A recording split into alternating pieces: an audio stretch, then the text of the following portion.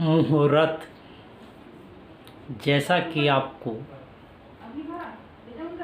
पूर्व वीडियो में मैंने अपने जानकारी के अनुसार, अपने ज्ञान श्रुति पुराणों के अनुसार अक्षय तीज, श्री परशुराम जयंती या आखा तीज के विषय में बताने का प्रयास किया। मैंने यह भी बताया कि इस वर्ष 22 अप्रैल 2023 दिन शनिवार को श्री परशुराम जयंती, अक्षय तीज, आखा तीज का हर घर में मनाया जाने वाला एक पुनीत पर्व है। इसमें सत्कर्मों की हमेशा अक्षय कीर्ति रहती है। आप धन, आयु, विद्या, पितरों के पिंड का भी इसमें एक विशेष महत्व है। लोग स्वर्ण आभूषण खरीदते हैं ताकि ये अक्षय रहें। तो सबसे बड़ी बात कि मुहूर्त क्या होता है। उदाहरण के लिए जैसे मैं आपको बताऊं, हमारे आयुर्वेद में, शास्त्रों में, पुराणों में लिखा है कि धन, स्वास्थ्य सबसे बड़ा धन है। कि स्वास्थ्य के इच्छुक मनुष्य को प्रातःकाल ब्रह्म मुहूर्त में उठ जाना चाहिए, सैया छोड़ देनी चाहिए। ब्रह्म मुहूर्त कब होता है? लगभग सूर्योदय से 2 घंटे पूर्व का समय ब्रह्म मुहूर्त में आता है। तो आपने देखा होगा मेडिकल साइंस आजकल, यदि जैसे ही आपका स्वास्थ्य में थोड़ी सी भी कमी महसूस हो, छोटी मोटी व्याधियों में ही चिकित्सक कहते हैं कि आप थोड़ा सा सुबह की सैर कीजिए। सुबह की सैर पे जोर इसलिए दिया जाता है भाग दौड़ तो, क्योंकि उस समय वायुमंडल में प्रदूषण, न्यूनतम ऑक्सीजन की, शुद्ध ऑक्सीजन, शुद्ध वायु, जो कि आजकल बड़ी महानगरों में हर चीज़ है, लेकिन चीज़ों की थोड़ी कमी है। लेकिन वहाँ भी लोग जितना संभव है ब्रह्म मुहूर्त में इस चीज़ का प्रयास करते हैं कि वो इसका समय का सदुपयोग कर अपने जीवन को सफल बने। सत्य सनातन धर्म में वैसे तो पंचांग से मुहूर्त हम देखा ही करते हैं।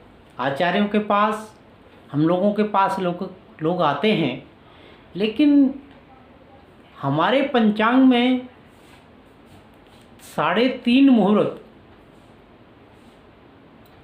अति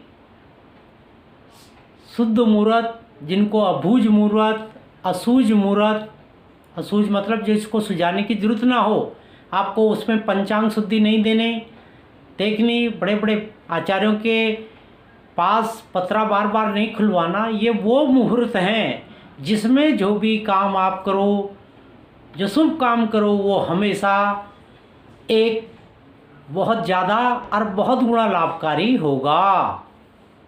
बताए ना कि सुबह घूमना और शाम को दोपहर को घूमने में कितना फ़र्क है। तो मुहूर्त क्या है? जिस विशेष क्षण में हम किसी कार्य का संपादन करें और वह हमें कई गुना शुभ फल दे, वो मुहूर्त है। तो भगवान परशुराम जी का जयंती, जन्मोत्सव, परशुराम जी की जयंती नहीं, जन्मोत्सव, क्योंकि वो तो अमर है।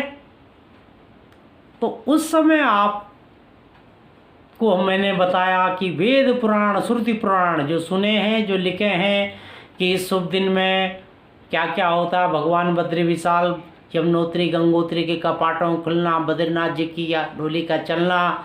कहा जाता है कि इसी दिन सतयुग त्रेता का प्रारंभ हुआ। इसी दिन भगवान वेद व्यास ने श्री गणेश जी को महाभारत की रचना करने के लिए कहा, और कई कारण हैं। ये ठीक है, लेकिन आप कहिए कि आपने आचार्य जी कहा कि सत्य सनातन धर्म एक वैज्ञानिक आधार है, तो भगवान परशुराम जयंती अक्षय तीज पे स्वयं सिद्ध मुहूर्त कैसे हुआ, क्यों इसमें हमें पंचांग की आवश्यकता नहीं होती, तो इसका वैज्ञानिक कारण मैं बताता हूँ।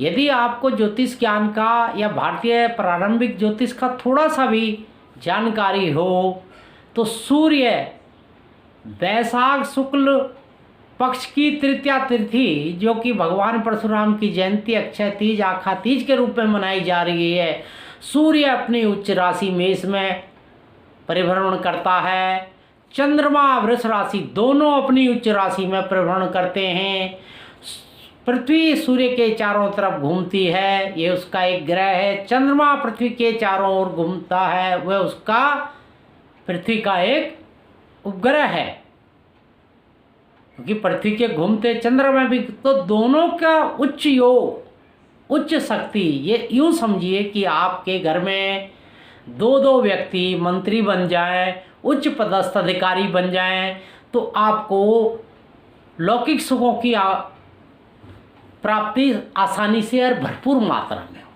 ठीक है ना। जो आदमी ताकतवर है, जैसे कहा है ना कि शरीर को देखकर स्नान करना चाहिए और अपने धन संपत्ति को देखकर दान की कामना करनी चाहिए, है ना भाई। कर्पण बीमार आदमी कहाँ रोज सुबह सुबह प्रातःकाल ब्रह्म मुहूर्त में स्नान करेगा, उठेगा, गंगा स्नान करेगा रोज।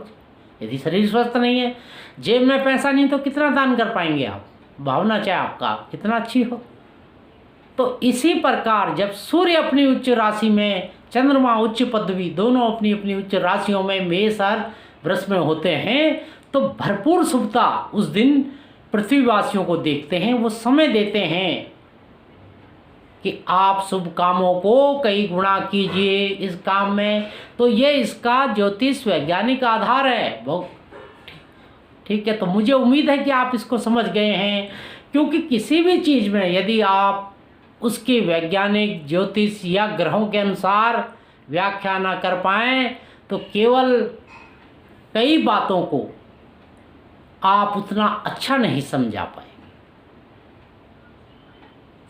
हमारे सत्य सनातन धर्म में अन्य जो 3-3.5 मुहूर्त हैं, मैं एक बार आपको बता दूँ। सबसे प्रथम जिस दिन हिंदू नववर्ष होता है, तो चैत्र शुक्ल प्रतिपदा, दूसरा अक्षय तीज, जो ये वैशाख शुक्ल पक्ष की तृतीया, तीसरा विजयदशमी। ये 3 पूर्ण मुहूर्त है। राधा मुहूर्त है कार्तिक शुक्ल पक्ष की प्रतिपदा का आधा दिन, क्योंकि उस दिन भगवान श्री कृष्ण ने गोवर्धन पर्वत को अपनी उंगली पर उठाया था, सबकी रक्षा की थी। तो ये मुहूर्त भी, ये 3.5 मुहूर्त वेद और शास्त्रों में वर्णित है, हमारे पंचांगों में वर्णित है। और इसके अलावा उत्तर भारत में भडली नवमी, देव उठान एकादशी, फुलेरा दूज और बसंत पंचमी, ये भी अभुज साये कहे जाते हैं। जो कार्य गृह प्रवेश, मुंडन और भूमि पूजन, गृह प्रवेश की जो प्रक्रिया है, सब इसमें, व्यापार भी इसमें बड़ा शुभ फलदायी होता है। शिक्षण संस्थानों का खोलना, शिक्षा का प्राप्त करना भी बड़ा इसमें शुभ माना जाता है। कई बार हम विवाह इत्यादि में भी इसमें शुभ मानते हैं, लेकिन मेरा आपसे आग्रह है कि विवाह यदि बहुत अत्याद्विष ना हो, है ना, आपत्तिकालीन नियम न वर्जित है। यदि आपत्ति है, कोई आवश्यकता है, कोई आपातकालीन स्थिति, तो आप कर सकते हैं, लेकिन विवाह में पंचांगों की शुद्धि का भी ध्यान रखें। अब जैसे कोई मुहूर्त ना हो तो गोधूली लग्न का मुहूर्त विवाह में सबसे उत्तम होता है। तो इस प्रकार मुझे उम्मीद है आप वैशाख शुक्ल पक्ष की तृतीया, श्री परशुराम जयंती, अक्षय तीज, आखा तीज के क्यों ये स्वयं सिद्ध मुहूर्त हैं, क्यों ये इतना पवित्र है, क्योंकि जिसमें किए गए सारे काम स्वयं सिद्ध हों। अतः